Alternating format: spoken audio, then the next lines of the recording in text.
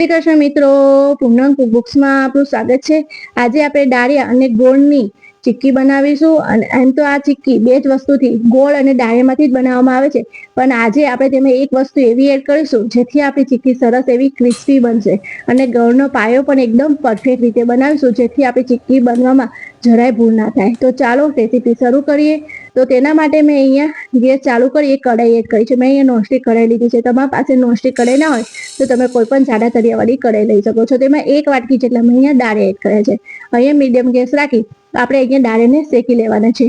ડાળિયા તમારે એકદમ ક્રિસ્પી હોય તો પણ આપણે તેને શેકીને જ ઉપયોગ કરવાનો છે, કારણ કે તેમાં જો 5% જેટલો પણ મોઇસ્ચરનો ભાગ હશે તો નીકળી જશે। અને ડાળિયા શેકીને તમે ઉપયોગ કરશો તો તમારી ચીક્કી સરસ એવી ક્રિસ્પી તૈયાર થાય છે।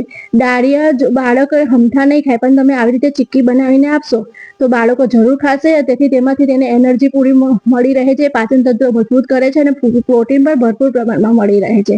હવે અહીંયા ડાળિયા શેકાઈ ગઈ છે ત્યારે તેને આપણે ડીશમાં કાઢી લેશું અને તે જ પેનમાં આપણે એક વાટકી જેટલો ઝીણો સમારેલો ગોળ લેશું। ગોળને એકદમ ઝીણો સમારવાનો અને તેમાં આપણે 2 ચમચી જેટલું અહીંયા પાણી એડ કરીશું। આપણે ગોળનો પાયો ગોળ મેલ્ટ કરતી વખતે અહીંયા પાણીનો જ ઉપયોગ કરવાનો, જેથી ગોળનો પાયો સરસ એવો તૈયાર થાય અને ચીક્કીમાં સરસ એવું બાઇન્ડિંગ આવે। ડાયરેક્ટ ગોળ કે ઘી એડ કરીને આપણે ગોળનો પાયો નથી કરવાનો, આવી રીતે પાણીમાં જ ગોળને ઓગાળી આપણે ગોળનો પાયો કરવાનો છે, તેથી ગોળનો પાયો એકદમ પરફેક્ટ રીતે તૈયાર થાય। અને આજે હું તમને ગોળનો પાયો ચેક કરતા પરફેક્ટ રીત બતાવીશ, જેથી તમને જરાય ભૂલ નહીં થાય। હવે અહીંયા ગોળને એકદમ સરસ એવો મેલ્ટ થવા દેશું। અહીંયા ગોળનો કલર બદલાય ત્યાં સુધી આપણે ગોળને કૂક કરવાનો છે। તમે જો ગોળ સરસ એવો મેલ્ટ થઈ ગયો છે। હજી આપણે મીડિયમ ગેસે જ આપણે ગોળનો એકદમ કલર બદલાય ત્યાં સુધી આપણે તેને મેલ્ટ કરીશું। જેમ જેમ ગોળ કૂક થશે તેમ તેમ સરસ એવો ફૂલશે અને તેમાં બબલ્સ આવે છે। આ બબલ્સ અને ફૂલવાનું બંધ થઈ જાય અને ગોળનો કલર બદલાય ત્યાં સુધી આપણે ગોળનો કૂક કરવાનો છે। તો ત્યારે આપણો પાયો રેડી છે। તમને બીજી રીતે પણ ચેક કરતા બતાવીશ, જેથી તમે પરફેક્ટ રીતે ગોળનો પાયો કરી શકો। હવે અહીંયા બબલ્સ ઓછા થઈ ગયા છે અને ફૂલવાનું પણ ઓછું થઈ ગયું છે। ત્યારે અહીંયા મેં એક વાટકીમાં પાણી લીધું છે, તેની અંદર આપણે ગોળની થોડી સિરપ એડ કરીશું અને તે સિરપને આપણે બહાર કાઢીશું તો સરસ એવી તૂટી જાય તો આપણો ગોળનો પાયો પરફેક્ટ રીતે થઈ ગયો છે। અને જો તે એકદમ તૂટે નહીં અને ખેંચાય તો આપણો ગોળનો પાયો થવાની હજી વાર છે। આપણે ગોળ અહીંયા ઠંડો થઈ ગયો છે ત્યારે આપણે ચેક કરી લઈએ। અહીંયા ચેક કરીએ તો આપણે ગોળ હજી ખેંચાય છે। તમે જો એકદમ સરસ એવો તૂટતો નથી, એટલે હજી આપણે ગોળના પાયાની વાર છે। હજી 1-8 મિનિટ આપણે ગોળને મીડિયમ ગેસે કૂક થવા દેશું। હજી અહીંયા ગોળનો કલર એકદમ બદલાઈ જશે ત્યાં સુધી આપણે ગોળનો કૂક થવા દેશું। તમે જો ગોળનો કલર બદલાઈ ગયો છે, ઝાગ બંધ થઈ ગયા છે, ફૂલવાનું પણ બંધ થઈ ગયું છે, ત્યારે અહીંયા ગોળનો પાયો થઈ ગયો છે, પરંતુ હું તમને તો પણ ચેક કરતા બતાવું। અહીંયા ફરીથી આપણે સિરપ પાણીમાં કરી હતી અને તે ઠંડી થાય પછી તોડીએ તો સરસ એવું ક્રિસ્ટલની જેમ તૂટે છે। તમે અવાજ પણ જોઈ સાંભળી શકો છો। તો અહીંયા ગોળનો પાયો આપણો થઈ ગયો છે। ત્યારે હવે આપણે જરાય વાર કર્યા વગર આપણે તેમાં 1 ચમચી જેટલું અહીંયા ઘી એડ કરીશું। બહુ જ વધારે ઘી નહીં, 1 ચમચી જ એડ કરવાનું, જેથી આપણે ચીક્કીમાં શાઇન સરસ આવે છે, શાઇનિંગ વાળી ચીક્કી થાય છે।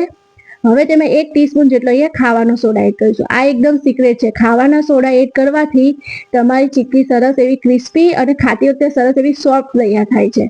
આ તો તમે જરૂર ભૂલ્યા વગર એડ કરજો, જેથી તમારી ચીક્કી એકદમ પરફેક્ટ બહાર જેવી ચીક્કી તૈયાર થાય। હવે આપણે અહીંયા સોડાને મિક્સ કર્યા પછી આપણે જે ડાળિયા શેકીને રાખે છે તે એડ કરી લઈશું। હવે અહીંયા થોડી આપણે ઉતાવળ કરવાની, ફટાફટ મિશ્રણને મિક્સ કરવાનું અને મિક્સ થઈ જાય તો તરત જ તેને આપણે પ્લેટફોર્મ પર કે ચોપિંગ બોર્ડ ઉપર આપણે તેને સેટ કરી લેવાનું છે। અહીંયા જો તમે વાર કરી તો ગોળ અહીંયા જામવા મળશે અને તમારો એકદમ સેટ નહીં થાય ચીક્કી। અહીંયા મેં મિક્સ કરી લીધું છે ત્યારે મેં અહીંયા ચોપિંગ બોર્ડને ઘીથી થોડું ગ્રીસ કરી લીધું છે, એટલે ચીક્કી આપણે તરીકે ચોટે નહીં। અને આપણે મિશ્રણ બધું જ આપણે ચોપિંગ બોર્ડ ઉપર લઈ લેશું।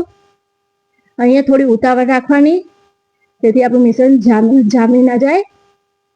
હવે આપણે તેને તાવીથા મદદથી થોડું સ્પ્રેડ કરી લેશું। પછી એક સપાટ વાટકીને થોડી ઘીથી ગ્રીસ કરી આપણે વાટકીથી થોડી સ્પ્રેડ કરશું। અને મેં થોડી વાટકી પહેલાં ઘીથી ગ્રીસ કરી લેવાની, થોડી ઉતાવળ રાખવાની અને અહીંયા ચોરસ શેપ આપતા હું એને સેટ કરતી જઈશ। તમારે ચીક્કી અહીંયા જેટલી પતલી જાડી કરવી હોય એટલા પ્રમાણમાં તમારે અહીંયા તમે કરી શકો છો। હું એકદમ પતલી ચીક્કી બનાવું છું। અહીંયા થોડો ચોરસ શેપનું ધ્યાન રાખતા હું તેને સેટ કરીશ। બાળકો એકલા ડાળિયા કે ગોળ ના ખાતા હોય તો તમે એમને આવી રીતે ચીક્કી બનાવીને ખવડાવશો તો તે જરૂર ખાશે. તેથી તેમને એનર્જી ભરપૂર પ્રમાણમાં મળી રહેશે, પાચન તંત્ર પણ મજબૂત કરશે અને પ્રોટીન પણ ભરપૂર પ્રમાણમાં મળી રહેશે. તેથી તેમને શિયાળામાં તો આવી ચીક્કી બનાવીને ખવડાવવી જોઈએ. હવે વેલણ વડે આપણે વણી લેશું જેથી આપણી ચીક્કી બધી સરખી રીતે સમાંતર થઈ જાય. પછી આ ચીક્કી થોડી ગરમ ગરમ હોય ત્યારે જ આપણે તેને કટ કરી લેવાની. જો તમે ઠંડી થવા દીધી તો પછી તેને કટ નહીં થાય, એટલે ગરમ ગરમમાં જ આપણે તેને કટ કરી લેશું. અને પછી કટ કર્યા પછી એકદમ ચીક્કીને ઠંડી થવા દેશું. ત્યાર પછી ઠંડી થયા પછી જ આપણે તેને છૂટી પાડીશું. અહીંયા અમારી ચીક્કી ઠંડી થઈ ગઈ, હવે આપણે તેને છૂટી પાડીશું. એકદમ ઇઝીલી રીતે બધા પીસ આપણે અહીંયા બહાર આવી જાય છે. તો સરસ મજાની આપણી દાળિયા અને ગોળની ચીક્કી તૈયાર છે. તો તમને મારી આ રેસીપી કેવી લાગી જરૂર કહેજો. જો તમને ગમી હોય તો પ્લીઝ મારા વિડીયોને લાઈક અને મારી ચેનલને સબસ્ક્રાઇબ ના કર્યું હોય તો તમે જરૂર કરી લેજો, જેથી હું તમારા માટે નવી નવી રેસીપી લઈને આવું. જોઈ શકો છો એકદમ ક્રિસ્પી એવી આપણી ચીક્કી તૈયાર થઈ છે. તો સરસ મજાની આપણી ચીક્કી તૈયાર છે. જય શ્રી કૃષ્ણ.